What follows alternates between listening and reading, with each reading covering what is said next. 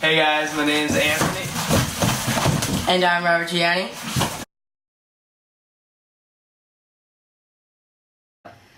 Hey guys, I'm Robert Gianni. I'll be talking about the religions of Chapter 3 with Anthony Wang. Tonight I'll be starting us off with Judaism. We'll start by setting the stage. What's going on with the Israelites when we find them? Then we'll go into the search for a promised land, where we'll learn that walking into paradise isn't as easy as it seems. Then Moses and the Exodus, why these people were held in captivity. Then we'll learn about the kingdom of Israel, emphasis on kingdom, and what led these people to make that decision. Finally, we'll end with the Babylonian captivity. How did this great nation lose everything? We start in Canaan, the ancient home to the Hebrews, who will later go on to be called the Jews. But until then, the actions that they make there will later go on to affect the West, and major cultures such as the Islamic and Christian religion. Now we come to the Jews' search for the promised land by God. The Lord told Abraham to be the father of his great nation, or Israel. God led Abraham and his family and his people all the way to Canaan, which was the land that God had promised the Israelites. Later, the descendants of Abraham decided to move to Egypt. This was because of a drought that happened in Canaan. The accounts listed here are written down in the Torah, the 5 books, the 5 scrolls that make up part of the Jewish Bible. These 5 books, called the Torah, are used to later make up the Bible. Judaism is a monotheism, which means they only believe in one God, Yahweh. Later, Yahweh made a covenant or a promise with the descendants of Abraham that he would protect them and his descendants. Moses and the Exodus.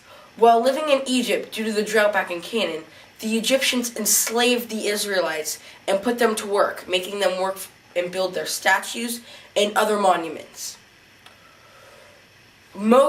God told Moses to go to Egypt and set his people free. When Moses got there, he told the Pharaoh, "The Lord says, let my people go." But Pharaoh said no. So the 10 plagues came.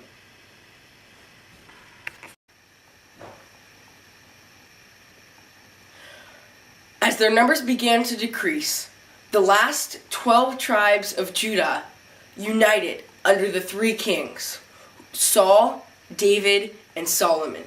The new kingdom was called Israel. Saul was the first of 3 kings. He was chosen for his success at driving out the Philistines, but never really listened to the God, and later lost his sighting with God, and God went off and found a new ruler. David, who was that ruler, is the second of 3 kings. He's extremely popular and establishes Jerusalem as the capital, and he even starts a dynasty. Then we have Solomon, his son, who is a wise king and orders the building of the great temple. After God sends the 10 plagues and the Israelites barely escape out of Egypt, Moses and the people run and go to Sinai. There, Moses talks to God on Mount Sinai, where he is given the 10 commandments, the Jewish laws. Unfortunately, Solomon's plans were flawed because they required high taxes and people to work one of 3 months a year. It also led to the revolt, which ended up splitting the 2 nations into Judah and Israel. The 2 countries were no longer as strong as they once were. They even had to pay tribute to Assyria so they wouldn't be attacked.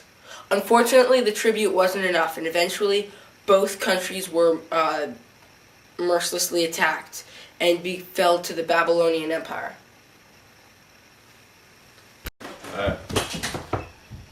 Hinduism is a collection of religions of a long period of time. They had polytheistics, monotheistics, and belief in nature. They believed in reincarnation and in karma. They had 3 gods: Brahma, Vishnu, and Shiva.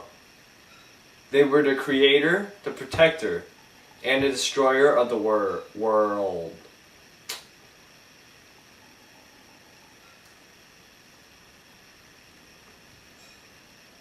Hindus believe in three gods: Brahma, Vishnu, and Shiva. They were the creator, the protector, and the destroyer of the world. They can also choose between three paths to achieve moksha. The three paths are the path of right thinking, the path of right action, and the path of right devotion. They also believed in reincarnation and karma. Reincarnation as in the rebirth. Hinduism. It is a collection of religions of a long period of time. Some Hindus are monotheistic, polytheistic, and believe in nature. These people also believe in reincarnation and karma. There are three gods: Brahma, Vishnu, and Shiva. They are the creator, the protector, and the destroyer of the world. You little, what is that? Wait, we can cut it. So. Okay.